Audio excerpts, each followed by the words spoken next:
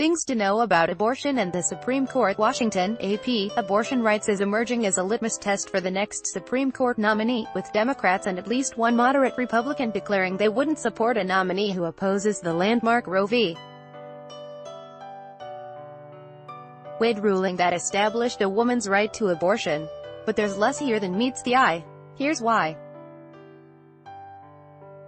Ad choice advertising and red invented by Tees spin from the left. Senate Minority Leader Chuck Schumer declared Monday that abortion rights are hanging in the balance. In an op-ed in the New York Times, Schumer said, "The next nominee will obfuscate and hide behind the shop-worn, judicial dodge. I will follow settled law." Advertisement, but law is only settled until a majority of the Supreme Court decides it is not, he noted. What Schumer doesn't mention is a point evangelical leaders have made in recent days, a ruling overturning Roe v. Wade wouldn't immediately end abortions, but rather kick the issue to the states. And while several Republican-led states have passed aggressive regulations and would likely be emboldened by a more conservative court, there's no guarantee how the future Supreme Court will rule.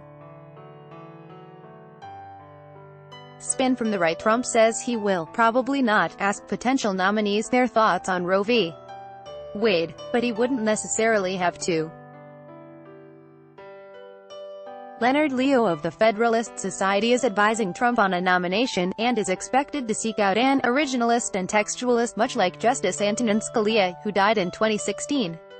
That judicial approach typically involves a more literal interpretation of the Constitution, and not reading into the Constitution language that doesn't explicitly appear. Roe, for instance, relied on a right to privacy, which is not explicitly mentioned in the Constitution.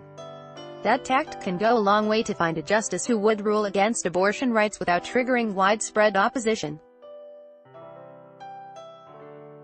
Advertisement, but that too isn't guarantee that a future justice would side with conservatives.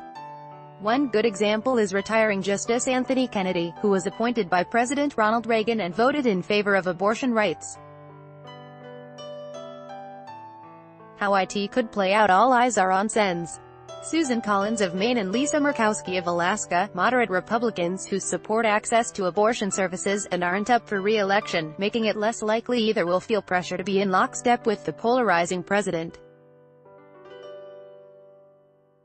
Collins made headlines this weekend when she told CNN she wouldn't support a nominee who demonstrated hostility toward Roe v. Wade. But it's unlikely that any candidate would openly declare hostility to a past court ruling.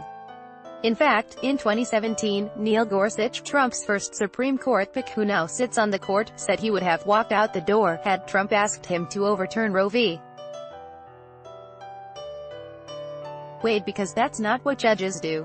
Collins and even several Democrats agreed to back Gorsuch because they said he clearly valued legal precedent and the independence of U.S. It's likely the next nominee will sidestep the matter in a similar way. But what if? It is possible that Trump's nominee will prove more divisive than Gorsuch. And with the Senate's 51-49 split, the final vote could still be a nail-biter.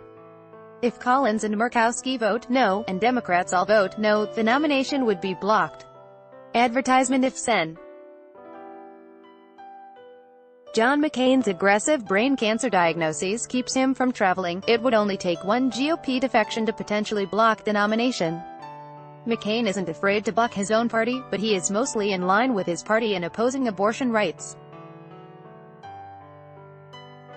If there is a danger of losing Republican votes, the nominee could prevail by courting Democratic senators seeking re-election this year in states Trump carried in 2016, including Sens. Heidi Heitkamp of North Dakota, Joe Manchin of West Virginia and Joe Donnelly of Indiana. All three voted to confirm Gorsuch.